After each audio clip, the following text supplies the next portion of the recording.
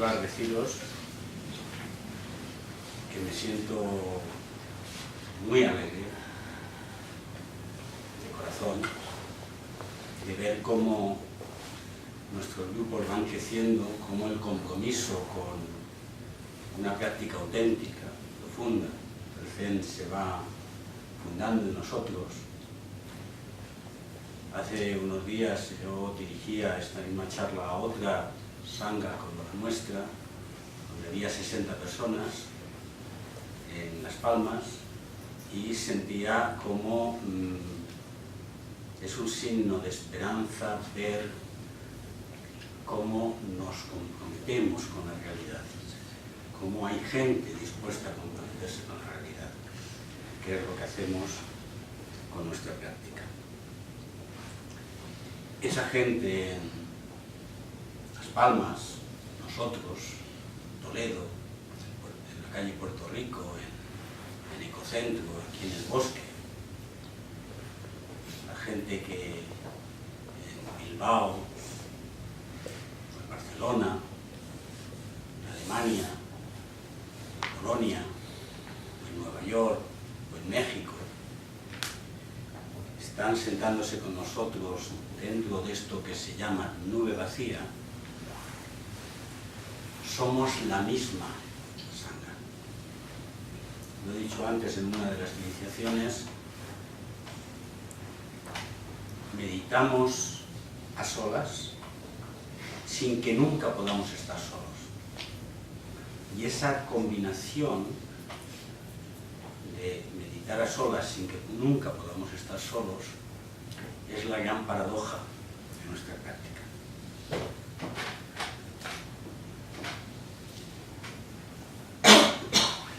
¿Alguno antes de venir al Zen había oído hablar de la palabra sangha? Levante la mano. Seguro que Miguel Ángel sí. Es una palabra rara y hay que tener cuidado con ella. Esa palabra procede del budismo y tiene una connotación religiosa. Lo mismo que la palabra comunidad, que es muy genérica, tiene una connotación. Cuando uno dice somos una comunidad, pues ¿de qué? De vecinos, o de bienes, o cristiana. Por lo tanto, vamos a vaciarla de su contexto, dándole el sentido que realmente tiene. Esto es una comunidad de practicantes de Zen. ¿Y qué significa practicar el Zen? ¿Qué significa? Practicar el Zen. ¿Qué significa? Practicar la meditación. Practicar la meditación. Insuficiente. ¿Qué significa practicar el Zen? El compromiso de encontrarse. ¿Cuál? El compromiso de encontrarte con tu verdadero yo, con tu verdadero. El compromiso de encontrarse, pero el compromiso es la motivación o el centro de haber practicado el Zen. ¿Pero qué es practicar el Zen? Atención. Atención. Es la práctica de la presencia. Practicar el Zen, dice el maestro Alexander Poraj, es la práctica de la presencia. ¿Qué es lo que significa la práctica de la presencia? ¿Qué es la práctica de la presencia? Estar aquí y ahora. Estar aquí y ahora. Pero estar mirando lo que pasa. No, en el ser, en el ser. ¿Qué es eso del ser? Cuidado con las palabras. ¿Os dais cuenta lo que pasa? En cuanto yo me pongo a hablar, empiezo a utilizar mi mente. Y en cuanto empiezo a preguntar, empiezo a utilizar mi mente.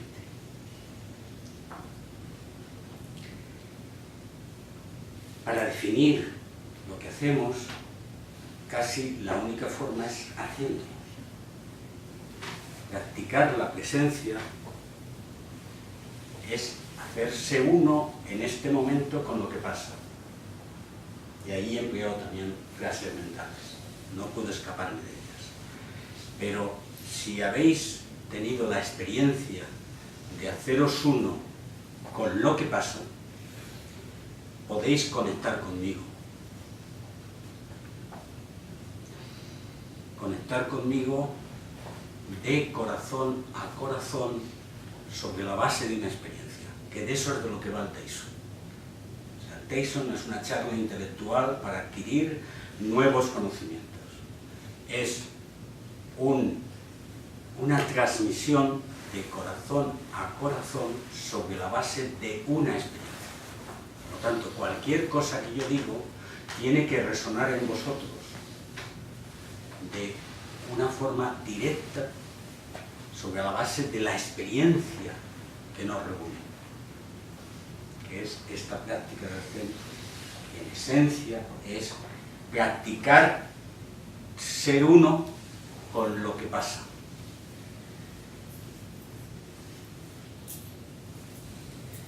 Ser uno con lo que pasa es olvidar los montajes que nos hacemos y que nos separan de lo que pasa. ¿Qué montajes? Cada uno los suyos. Si tú estuvieras dando esta charla, ¿qué dirías? Nada. A lo mejor harías mejor que yo. Nuestros montajes son nuestros juicios, nuestro atrapar y rechazar, que decía el Shinjin Mei esta mañana. Nuestro esquema de esto lo quiero, esto no lo quiero, esto lo veo y esto no lo quiero ver, esto lo soy y esto no lo soy. Todo ese proceso que hacemos en nuestra vida y del cual difícilmente escapamos, porque está grabado en nuestros genes, es lo que nos aleja de lo que pasa. Luego nuestra práctica es una práctica contracorriente de lo que realmente hacemos habitualmente en nuestra vida cotidiana. Que es, esto me gusta, esto no, esto sí, esto blanco, esto negro. Hacerse uno con lo que pasa no es solamente la meditación, es en la vida cotidiana, es en cada momento ni atrapar ni rechazar. Y esta práctica no es fácil. Esta práctica no es algo que nos resuelva la vida, nos la complica. Porque nuestro mundo está organizado de forma que atrapamos y rechazamos, competimos, controlamos, manipulamos, juzgamos, rechazamos, condenamos. Y así nos vamos moviendo. Y como consecuencia de movernos así, generamos un mundo de exclusividades que nos hacen sufrir. Venimos a practicar el Zen porque ese sombrajo ya no nos sirve para cubrirnos. ¿O sí nos sirve?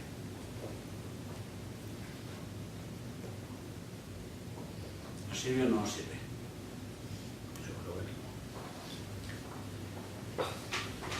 Nos sirve para vivir, pero nos lleva a encerrarnos en la propia existencia, a un callejón sin salida, que es en el que está la humanidad y en el que antes o después cada uno de nosotros nos encontramos.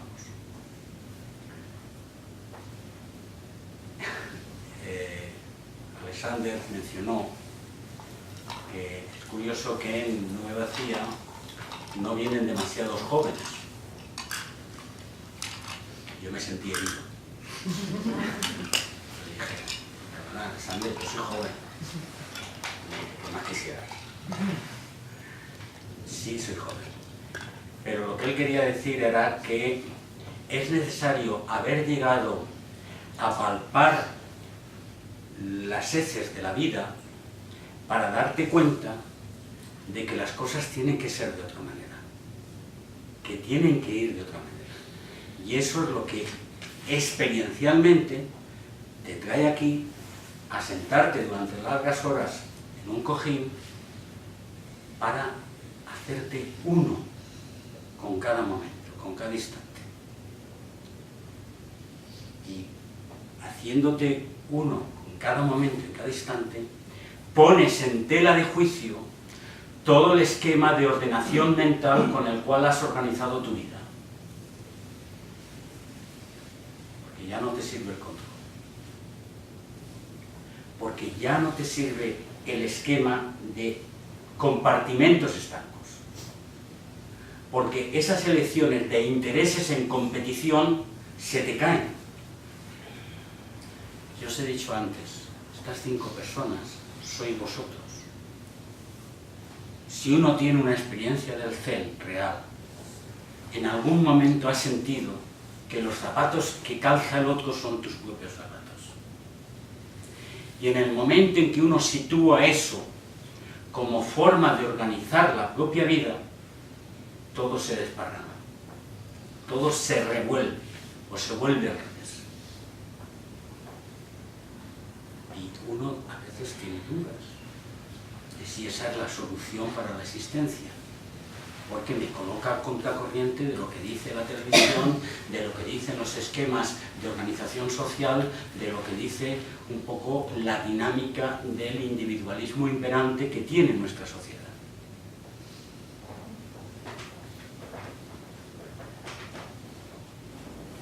Pero porque el Zen es una experiencia, y solo una experiencia, es por lo cual continuamos en consistencia y vamos dando pasos que llevan necesariamente a una transformación radical de nuestra existencia.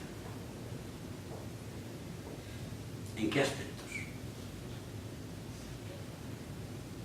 Yo citaba en el último texto que di aquí varios signos de autenticidad de nuestra práctica. El primero de ellos, sin el cual todo el rollo de nube vacía es un rollo, es vivir desde la gran compasión, desde el amor desinteresado. Si realmente hay coherencia en la práctica que yo hago, me tiene que llevar a palpitar la comunión con todo lo que existe y vivir desde ahí. Y eso se nota porque son hechos. Si yo soy caritativo, piadosamente caritativo con otros, estoy haciendo, como suelo decir yo, una mierda pinchar un palo. Porque lo que estoy es, desde mi individualismo, hago un esfuerzo para acercarme a ti, a tu individualismo. Y eso no es. Aquí no hay ética forzada, guiada por leyes divinas. Aquí lo que hay es que cuando rompo mis barreras, ya no me quedan espacios para decir lo que es mío y lo que no es. Y ese es el proceso real de transformación que lleva a vivir desinteresadamente.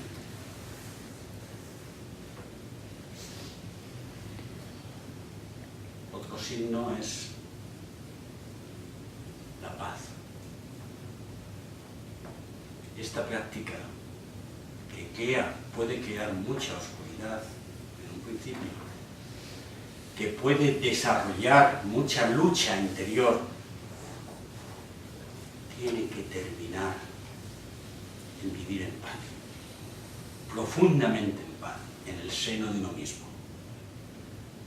Y ese vivir profundamente en paz en el seno de uno mismo se expresa dentro del Zen, vivir en el seno profundo de mi lago interior, desde el cual estoy en la tempestad, pero sigo en paz.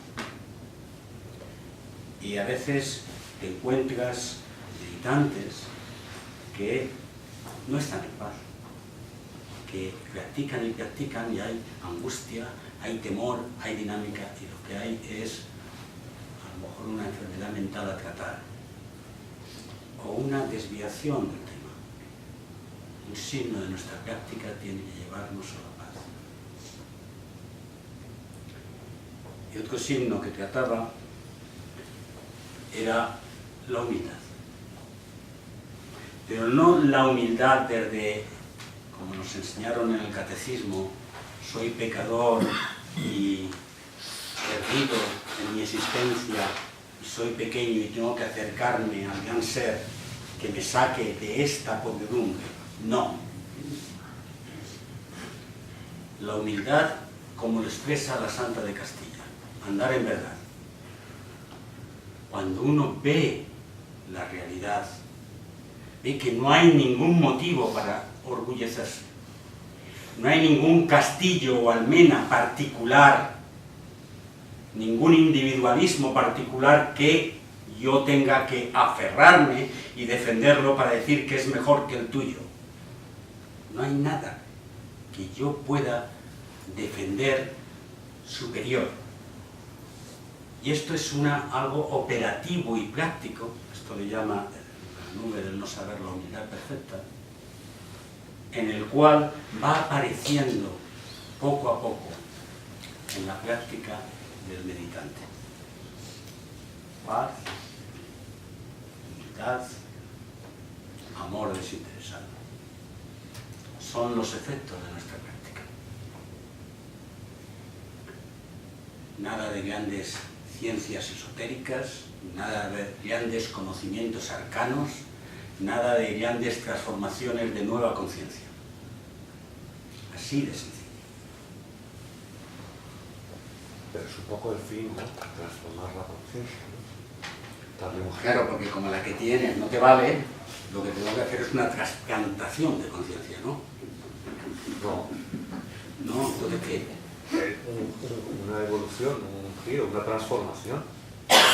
Javier, todo lo que buscas, lo tienes ya. Hasta que no te convenzcas de eso, que te has convencido mentalmente, porque llevas mucho tiempo escuchando esto, no tocarás el suelo. No se trata de adquirir o transformar o crearse una nueva conciencia. Se trata de descorrer los velos de la conciencia que tienes.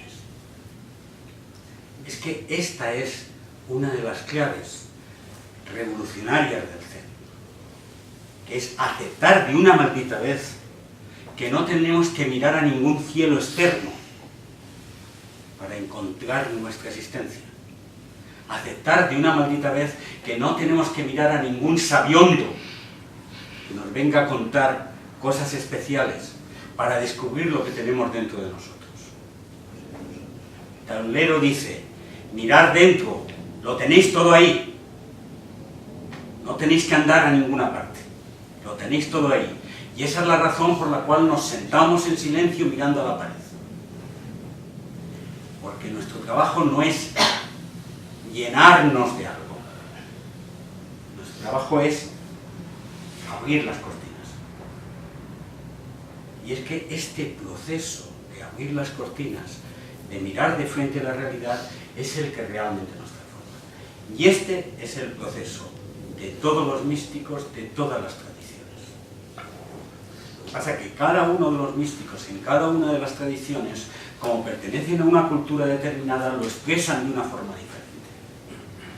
Pero cuando vas al centro de su expresión, te encuentras la frase eterna de Eckhart: venir a ser quien éramos cuando todavía no éramos. Cuando todavía no éramos este rol, esta manifestación, este yo presunto que me creo, este esquema de cuerpo. Venir a ser quien soy cuando todavía no soy lo que actualmente creo que soy.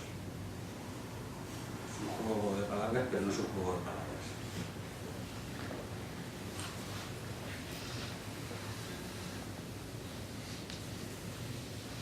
La práctica del Zen nos convierte en seres auténticos, porque no podemos engañarnos más.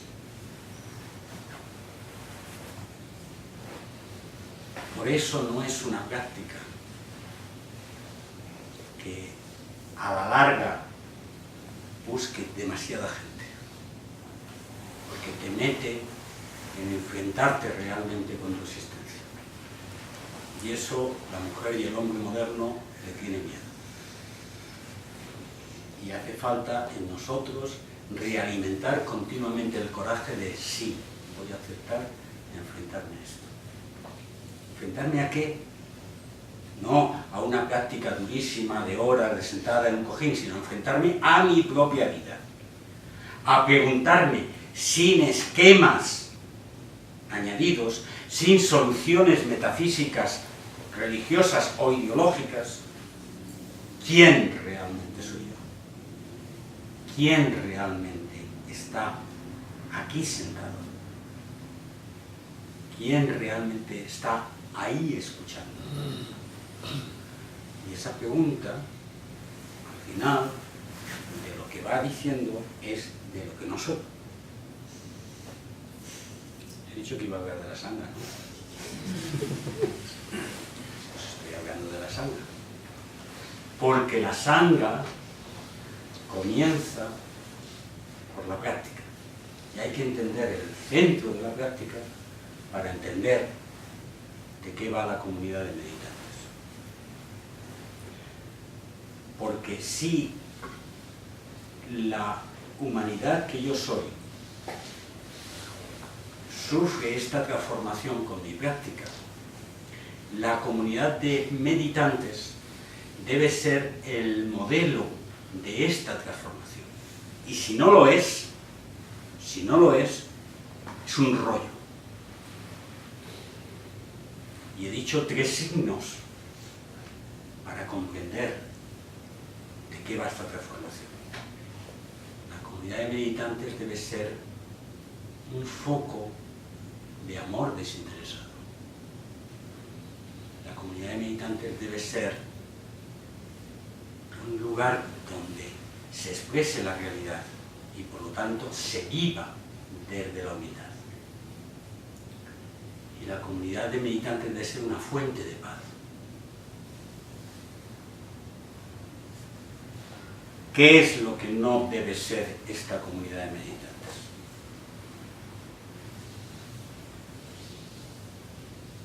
¿Qué es? Lo que no debe ni puede ser.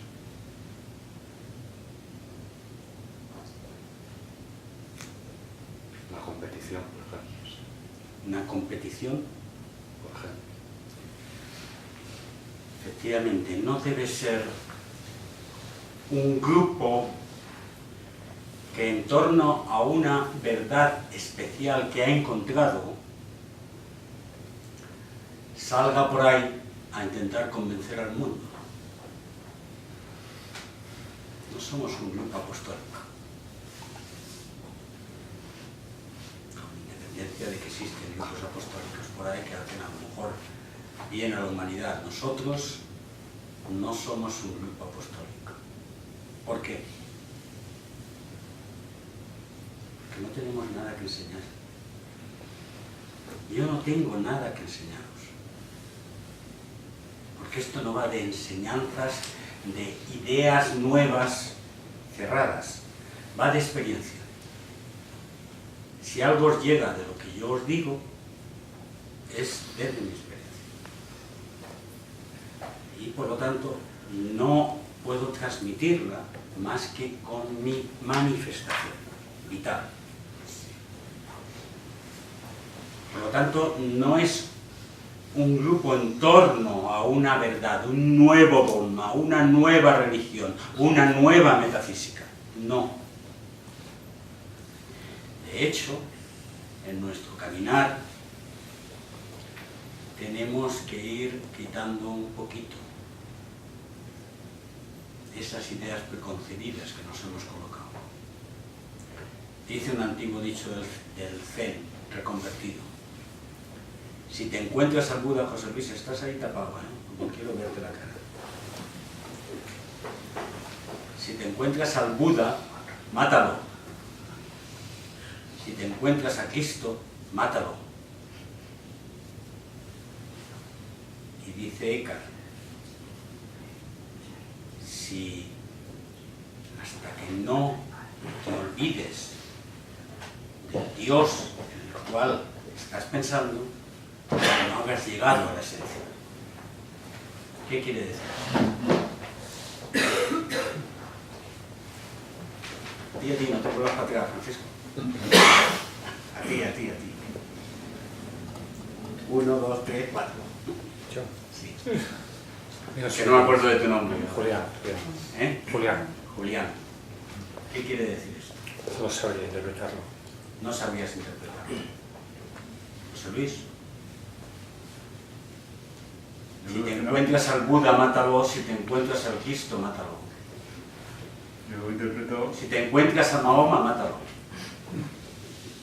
que debes quedarte con el mensaje, no con el mensajero, lo que transmite. Ah, con el mensaje. O sea que ya tenemos un dogma ahí que quedarnos, ¿eh? No. Miguel Ángel. Creo que es que nos quitemos de ese Jesús, de esas enseñanzas, y que practiquemos la esencia del silencio. Las enseñanzas de Jesús que... No, vas apartando todo, las enseñanzas, todo, y practicar. Te quedas solo, vacío. Tenemos que quitar nuestra imagen preconcebida, que es una imagen mental de las ideas esenciales, pero que en el fondo es una fabricación de nuestra mente para llegar a la esencia. Tenemos que quitar nuestra imagen de Dios para llegar a la esencia. El místico, en su experiencia mística, se le acaba la imagen de Dios, la imagen creada, antropomórfica o no antropomórfica que hemos creado, la imagen que hemos creado de lo sagrado. Hasta que no se cae hasta ese sombrajo, todavía estamos defendiendo un límite, todavía estamos defendiendo un esquema. No con el mensaje, tampoco. Porque el mensaje puede ser una interpretación que damos absoluta de la realidad que queda cerrada y encorsetada en sí misma. Entonces tienes un dogma. Y efectivamente, las religiones del libro viven en torno a un dogma, verdad absoluta, dictada por Dios, que queda cerrada, que el hombre no puede alterar y que debe transmitir. El Zen rompe con eso. Y hay muchos que no se atreven a hacer esa lucha. Y esta es la razón básica por la cual los místicos no son bien vistos en las religiones ortodoxas. Ni los sufíes dentro de su esquema, ni los místicos medievales dentro del cristianismo, ni los propios maestros más antiguos del Chan y del Zen dentro de la práctica ortodoxa del budismo. La sangha que queremos, que buscamos, construye Nube Vacía, es un espacio, no puede ser un espacio apostólico ni tampoco sectario. Una secta es el lugar al cual uno va, hay una verdad absoluta escrita en letras de oro y vive para esa verdad absoluta escrita en letras de oro. Y esa verdad absoluta es indiscutible y a través de eso soy fundamental, por lo tanto fundamentalista, de esa verdad absoluta que me han predicado, me he descubierto y a la cual me he convertido. Y eso es una secta. Entonces, como sabéis, los que os habéis iniciado, os he dicho una verdad arcana a cada uno de vosotros en la entrevista que hemos tenido antes, que se ha quedado ya cerrada, y esa es vuestra verdad absoluta, con la cual vais a caminar siempre. ¿Sí? ¡No! No, no hay ninguna verdad absoluta. Y esa es un poco la clave de nuestra práctica. Cuidado, Elena, te pillo. La posición de este maestro no es la de dar respuestas a vuestras preguntas, sino la de quitaros las respuestas que vosotros os dais. Y eso también es duro. Alguien me definía, parece que era Silvia, ¿no?, ayer como una comadrona. ¿Quién pare? La mujer, el ginecólogo y la comadrona. La mujer. Vosotros sois los de París, los que abrís las cortinas. ¿Qué es lo que hace el maestro en Nueva Vacía? Acompañaros. Acompañaros en ese país, sin intentar sustituirlos. Por lo tanto, aquí no hay ningún gurú. Y ayer le decía a Juni, me decía que iba Dios, que tenía que matar al maestro. Me decía que no, que al maestro tú no le matabas. Pues sí, hay que matarle también. El planteamiento en nuestra escuela es un planteamiento difícil en nuestro tiempo, porque no nos agarramos a un dogma, porque no nos sostenemos en un marco religioso. La mayor parte de las escuelas del CEN se sostienen en un marco religioso, y porque además estamos abiertos en nuestra práctica intentando bajar las fronteras. Y eso, a ver qué pasa. Ah, esta es María, creo. Miguel Ángel, tu hija, está por ahí. Vas a mirar, sí.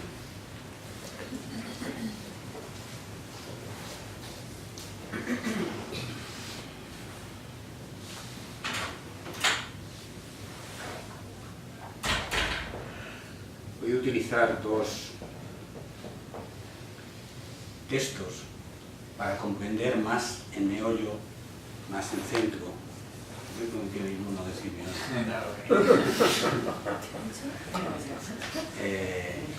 Lo que es la sangha. El primer texto es del Buda.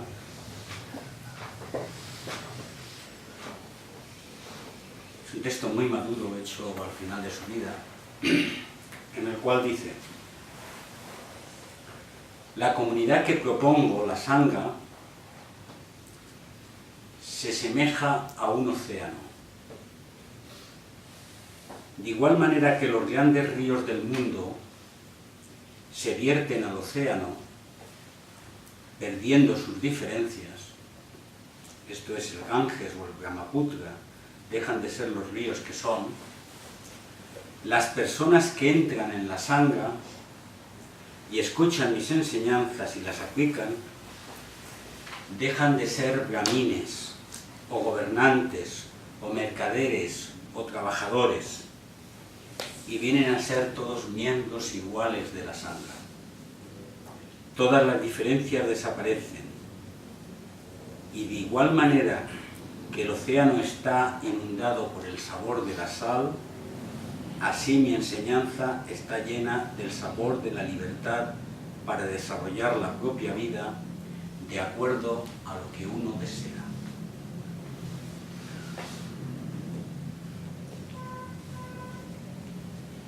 Cuando yo daba esta charla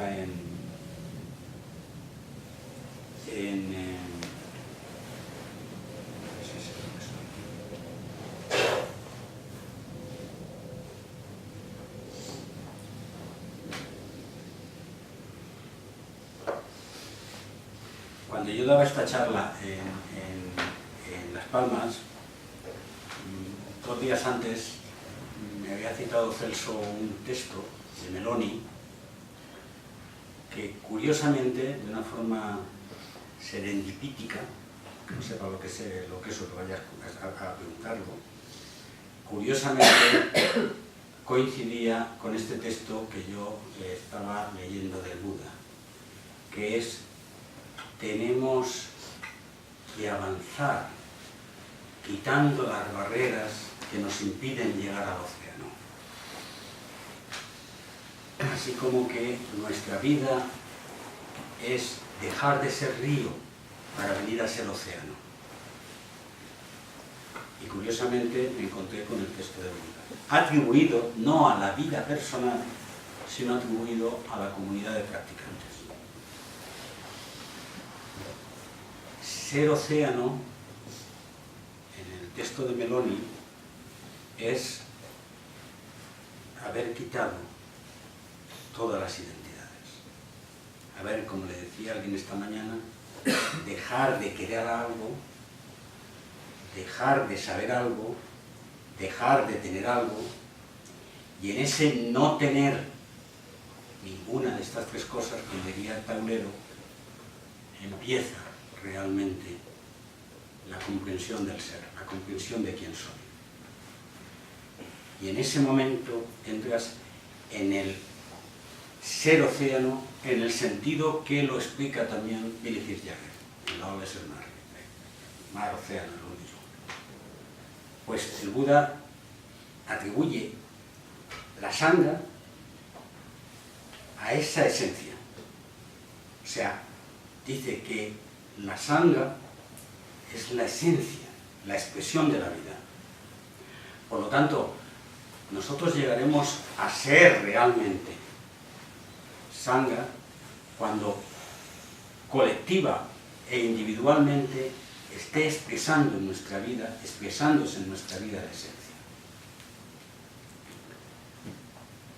Expresar la esencia, ser el espacio de presencia, de momento presente, es también ser la expresión del no-dos.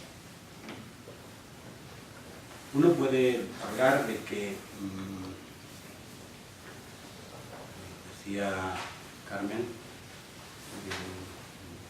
es mejor meditar en grupo, me siento mejor meditar en grupo. De eso no va la sangha esencialmente. La humanidad en su conjunto ha de convertirse en expresión de océano. Y nuestro trabajo como parte de la humanidad es hacer que nosotros seamos océano. Y siéndolo, hacer que la expresión colectiva sea océano. Este es el trabajo que parte de una práctica individualista a una práctica que es expresión social y que es expresión colectiva. Si se queda en individualista, ¿verdad, Javier? Quedaremos en la sentada individualista y luego a comernos unos a otros en la calle. Si realmente vamos creando sangha desde nuestra práctica solitaria, vamos extendiendo que amor incondicional, paz, humildad.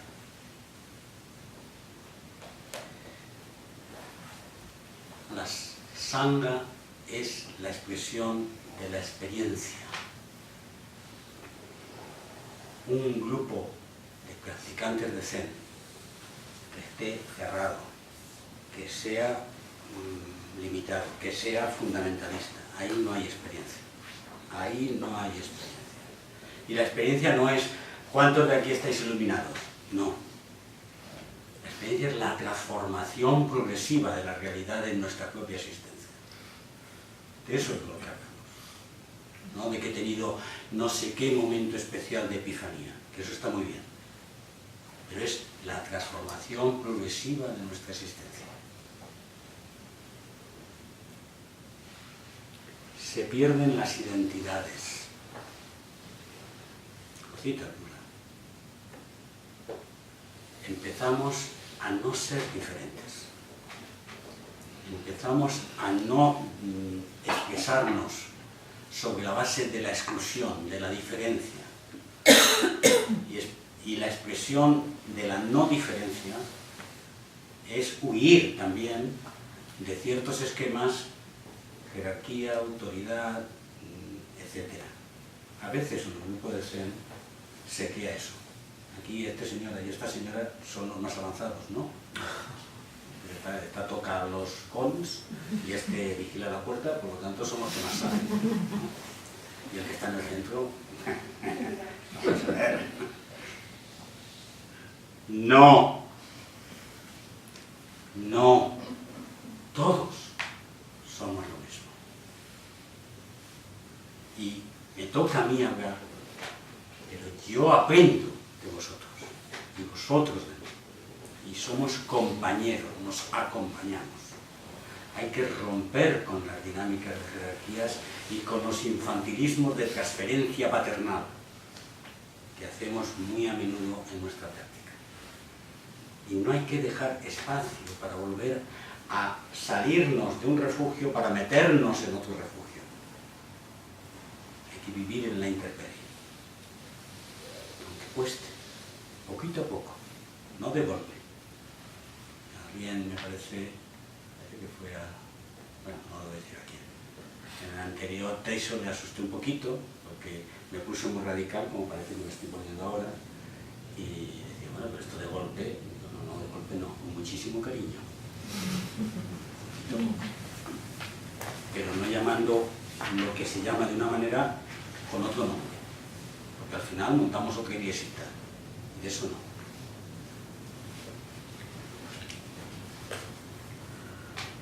Se habla en el Zen mucho del proceso de despojamiento. De hecho, la última sesión de Celso fue todo sobre despojamiento.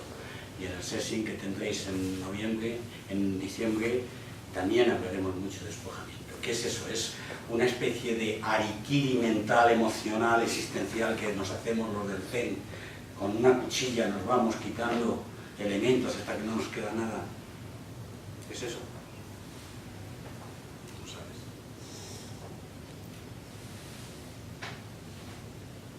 Cuidado con la palabra también, despojamiento. Porque venimos de una cultura judeocristiana que es muy... Utilizo siempre aquí una palabra que dice, ¿y eso qué significa, Pedro? Anancástica, autodestructiva. De una cultura de negación, de decir, la vida no, otra vida. De decir, esto no, tú eres una miseria, no, otra cosa. Y ahí estamos haciendo la trampa de la dicotomía. Hay otra forma de expresar el despojamiento. Y también esto tiene que ver con la sangre, que es aceptación. Aceptar en cada momento, sin rechazar ni escoger lo que ocurre, significa que tienes que quitar de en medio todo aquello que el aparato que te lleva a escoger y rechazar. Si adoptas una postura de aceptación en el presente, estás despojándote de tonterías. Entonces, trabajemos en positivo, porque nuestro trabajo en el Zen es aceptación de lo que hay. No rechazar y negar lo que hay para buscar algo, Dios sabe dónde. Por lo tanto, efectivamente el trabajo es un trabajo de depuración, de purificación, pero no en clave negativa, sino en clave positiva, en clave de aceptación. Si no partimos de un profundo cariño a la existencia, no podemos montar la realidad, no podemos aceptar la realidad. Por lo tanto, la sangha es un espacio de aceptación. El segundo texto que quería utilizar es un texto para que no veas saltar en el olvido, de Jesús de Nazaret.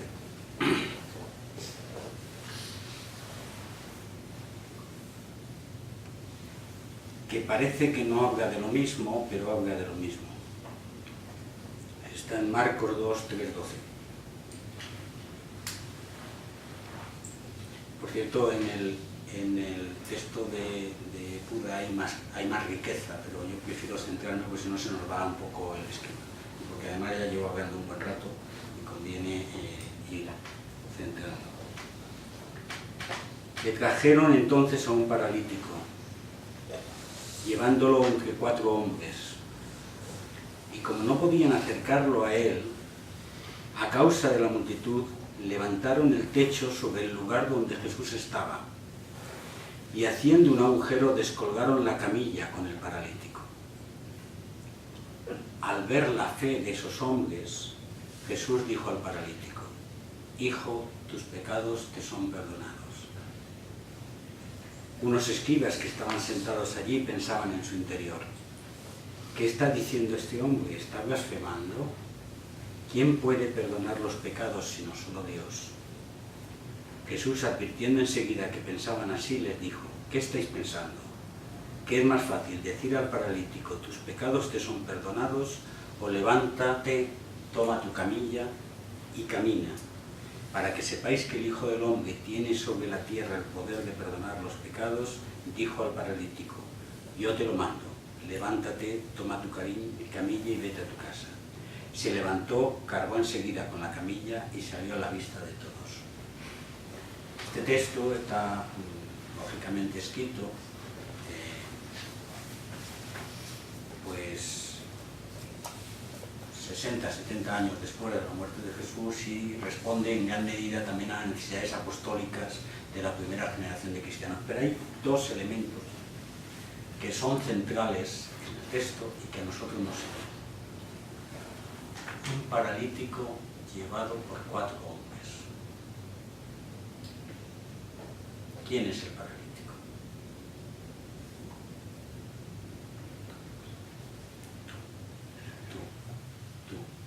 Tú. Nosotros somos el paralítico. Aprender a aceptar nuestra propia vulnerabilidad es aprender a aceptar: no puedo más.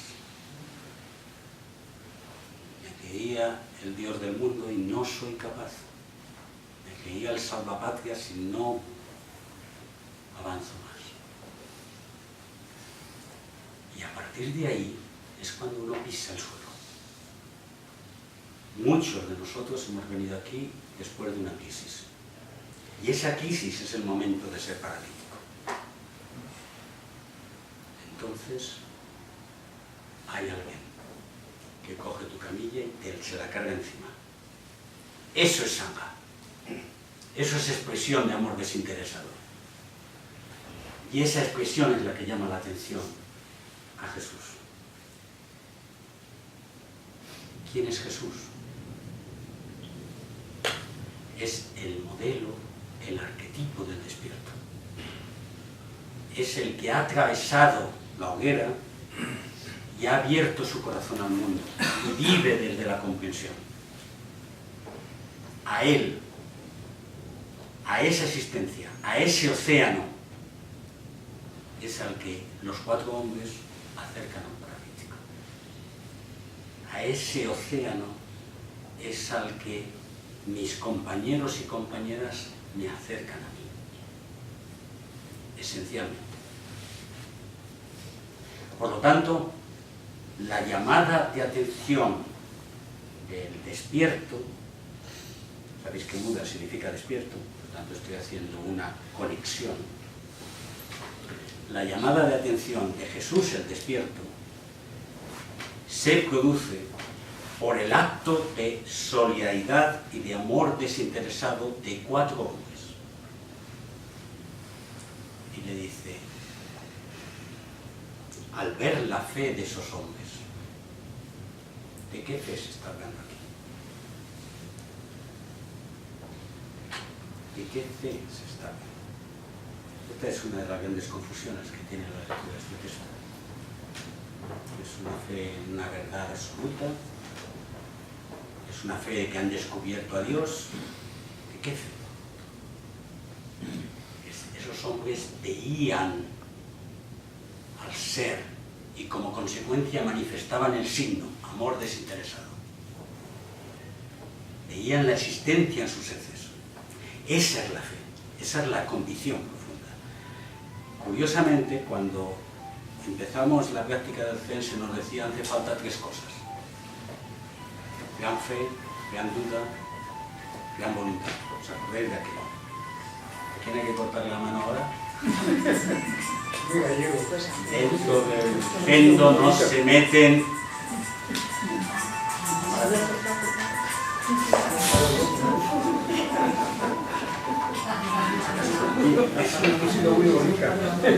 Por favor, porque esto no disturba, ¿vale? En el Zendo de Las Palmas, que está en el 2.º piso, todo el mundo deja en el primer piso sus aparatos, ¿eh? Aquí tendremos que dejarlos fuera.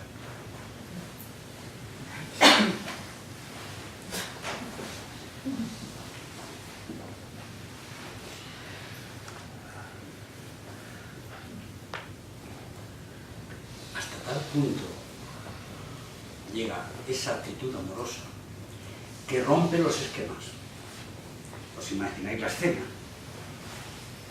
Jesús predicando, rodeado de la corte de escribas y fariseos que iban a hacerle una trampa, que de ahí va un poco la discusión posterior, y de pronto se descascarilla el suelo, el techo, y empieza a llover ramajes y cosas, y se abre un agujero en el techo, y se descuelga un paralítico allí. Menuda escena, ¿eh? ¿Lo imagináis aquí? O sea, esos hombres rompieron todo tipo de esquemas, se pusieron en ridículo a propósito con tal de resolver lo que es la esencia. Y en nuestra vida, si realmente ejercemos ese amor desinteresado, que hay que romper esos esquemas, hay que romper las limitaciones, lo que es políticamente correcto de lo que no lo es, porque realmente nos supone eso. En muchos casos a lo mejor ponernos en riesgo o quedarnos solos. Y esa es la gran expresión de que ya no estamos hablando de una acción individual, sino de una acción colectiva que actúa en función de esto. O sea, nosotros no tenemos que intentar, como dice Thich Nhat Hanh, querer salvar al mundo. Basta con que seamos lo que somos. Y siendo lo que somos, se transforma la realidad. Pero se transforma la realidad a veces teniendo que romper el techo. El otro mensaje importante de esta parte es que al final, dejando aparte la discusión con los fariseos, Jesús le ordena que coja la camilla y que vaya a su casa. No le dice, ahora, levántate, deja por ahí la camilla y vente conmigo. Sino, coge la camilla y vete a tu casa. El vete a tu casa es la misma expresión de vuelve al mercado, o la misma expresión de incorporar la experiencia a la cotidianidad. La práctica de nube vacía no tiene sentido si no se expresa en la cotidianidad. Y la expresión en la cotidianidad es volver a nuestras tareas cotidianas y allí realmente hacer nuestra práctica. Vuestro compromiso de trabajo como practicantes de Zen es el compromiso en la cotidianidad. No lo haga así y sea muy piadoso en la sentada, pero luego en la cotidianidad vaya por otro lado, está siendo un esquizofrénico, está siendo un malversador, está siendo un hipócrita o una hipócrita. Porque no es en otro sitio donde se expresa la realidad, que es en cada hecho cotidiano. Y esa expresión simbólica de Jesús vuelve a casa, vuelve a la familia. Y recoge los bártulos, no los dejes por aquí, porque ya no lo necesitamos. Ya te has levantado, gracias a estos. Pues venimos aquí, practicamos realmente, con energía, con luz, con fuerza, y luego cada uno se coge sus bártulos y se vuelve a su casa. No somos un grupo dedicado a la acción social. En una ocasión, en el grupo de Las Palmas, alguien sugirió, que era un grupo que llevaba tiempo, que en su conjunto hicieran una acción social. El tipo de montar una ONG o de desarrollar un tema de productos ecológicos o tal. Y entonces empezaron a surgir voces diciendo, oye, perdona, yo ya tengo mi acción social. Y el otro, yo ya estoy haciendo no sé qué. Y el otro, yo ya estoy haciendo no sé cuántos. Lo que nos une aquí es la práctica del Zen. Y la práctica del Zen nos lleva a un compromiso social profundo, cada cual en su forma y manera. Pero no constituimos una nueva microsociedad aquí. Venimos, nos alimentamos en el silencio y volvemos. Y eso es lo que dice Jesús también en su manifestación.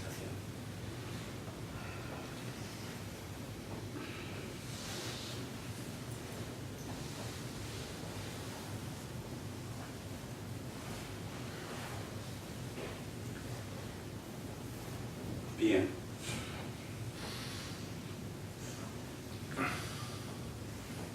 Espíritu y Zen lleva existiendo en este momento ya, bueno, como organización oficial de 1 año, pero como realidad 4 años. Aquí hay una diversidad de ríos que están cruzándose, son las vidas de cada uno de nosotros.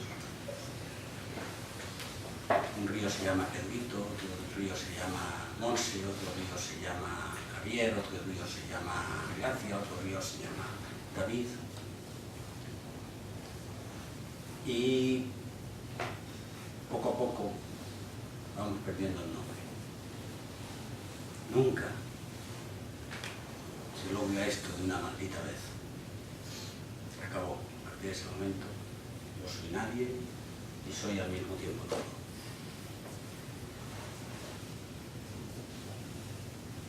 Pero llevamos agua. Somos auténticos.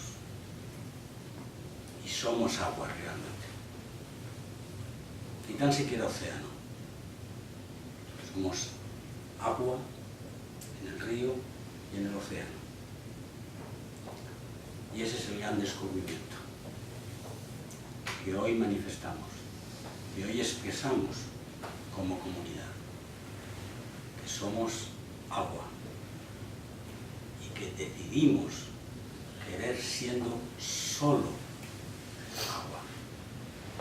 Y lo demás son los instrumentos preciosos, maravillosos, que cogemos en cada momento. Mi cuerpo,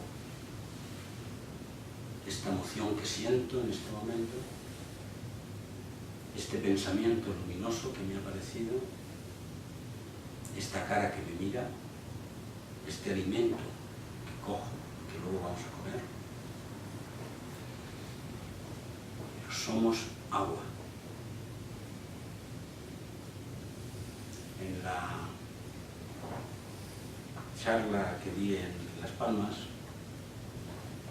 yo citaba que los maestros de Nube Vacía debíamos ser nube y agua. Esto es, enseñanza que pasan, nómadas que atraviesan y que luego desaparecen. Pero esta expresión yo creo que nos debe valer a cada uno de nosotros. Ser nube, en sentido de expresión maravillosa, de agua. Ser agua, fluir y luego pasar. Y no querer que quede rastro. Hay una expresión que hizo Celso, lo repito hoy mucho porque quiero que sintáis su presencia aquí, que es una expresión de Dogen, que está con otro grupo de gente estudiando el último texto traducido de Dogen. Dogen es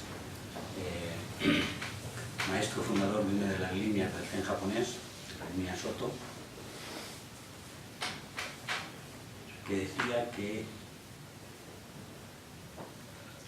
el ser transformado de Zen oculta sus huellas. Esto es, no exige, no pide, no busca que las huellas queden ahí, para que otros las vean. Un poquito más fuerte, por favor. El ser transformado de Zen, aquel que realmente ha despertado, oculta sus huellas. Hubo una tradición durante un tiempo, en la época de oro del Chan, en China, donde parecía que los maestros desaparecían. Se habla mucho de Ryokan, este japonés, que cuando le fueron a nombrar maestro, vieron que había desaparecido y luego se le encontraron tomando sake en la taberna del pueblo. ¿Cómo? Se le encontraron tomando sake, que es lo mismo que tomando un torro en la taberna del pueblo.